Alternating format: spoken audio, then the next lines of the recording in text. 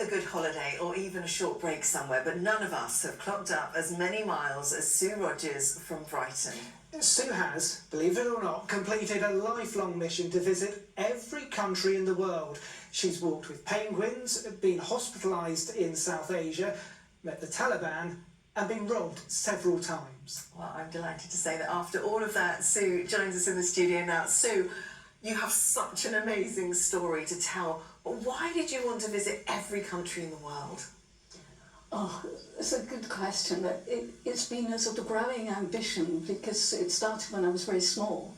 And I was just really keen to see other places and just desperate to travel. I don't know where I got it from. I'm told there's a curiosity gene. And you've got it?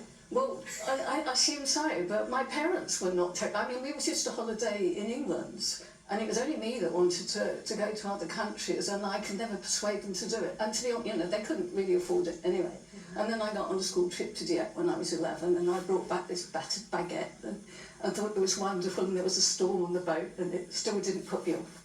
And then I travelled to Germany on my own when I was 15. Wow. And that was an accident because a friend had appendicitis and was going to go with me, and it was really, really scary. But I mean, this is the thing I've discovered about myself. I'm really scared all the time. I hate turbulence. I was worried before I'm going, you know, what on earth are you doing going to the other side of the world all on your own? But when I get there, I'm just so curious and interested in everything, and I just get so stuck in it. It's just amazing. So, and in terms of the ambition to visit every country in the world, that came much later because, I mean, I discovered recently that apparently by 2000, only 12 people have actually done it. And I'd not even seen it as an ambition, and it was only some friends sent me a spreadsheet and I ticked off all these countries and thought, well, I've done quite a lot. So then I started trying to put more ticks on the spreadsheet, but I still didn't think I could do all of them, you know, because these places are so dangerous, the government says we shouldn't go. And then I started talking to travel agents, and they were saying, well, actually, you can go to these places if you're careful about where you go and, you know, and look at the risk. And so it was only about 5 years or so ago I started saying, actually, I think I can go to every country. So then that became my ambition. And it was only after I'd done it that I found out that no other British-born woman had done it, and only a couple of guys. So you know, it was incredibly difficult. Yeah, I know your friends, Sue, they say you're either brave or mad. Yes. And you do travel alone. I mean, which is it? Are you brave or are you mad? I do think I'm brave, and I'm probably a bit mad as well. I did it because I do get so incredibly scared. You know, I'm sort of classic neurotic, but the things I just go and do it, and it's, when I get there, it's just great.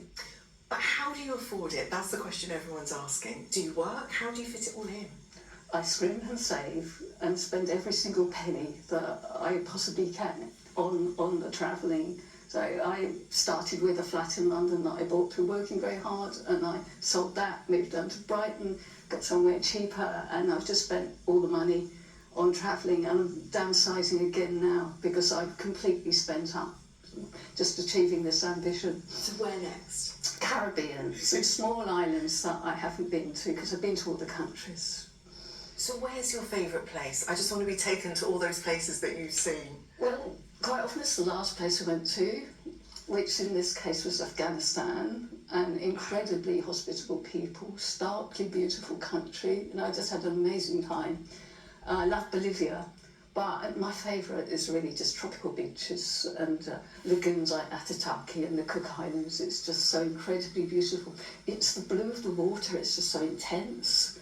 And you know, just to sit on those powdery white beaches and relax, and I love snorkeling too, so I think that's probably my perfect holiday.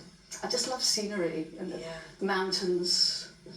Oh, you've transported us. I was off then, on a Caribbean island. Absolutely fantastic. It has been brilliant talking to you. Yeah. Thank you so much for coming in before your next trip, no doubt. Lovely to see you. Thank you. Well, I'm going to go with her. Oh, yeah. A little jealous. Let's move on to sport now.